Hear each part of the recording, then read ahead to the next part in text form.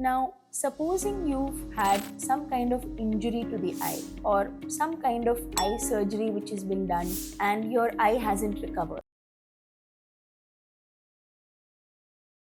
In that case, you may have a shrunken or a dead eye, the eye which is not seeing and the eye which is not functional, meaning there's no vision in that eye and no visual potential either. Cosmetically, this may be a little disfiguring because the eye may be shrunken or small, and along with that, the black part of the eye may no longer be black or the color that it was originally. It may be grayish or even white. So, in that case, how do we rehabilitate you cosmetically?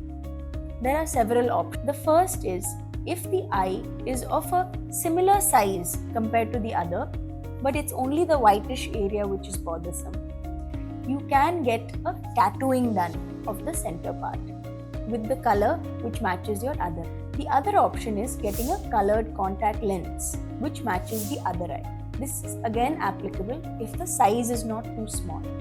Now, suppose the size is much smaller and you don't really have any pain or any issues with respect to how you feel in that area, then a cosmetic shell can be applied over the dead eye itself. This helps it to look like the other eye.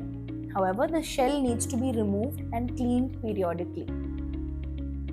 Now, suppose you're not able to tolerate a shell on top of the shrunken eye. In that case, we would ideally need to perform a surgery called evisceration, where we clean out the contents of the eye, apply a ball inside, and stitch up the eye.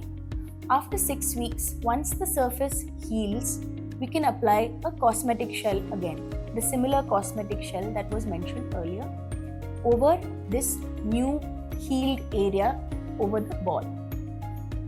Now, this again has to be cleaned every month with soap and water and needs to be polished every 6 months.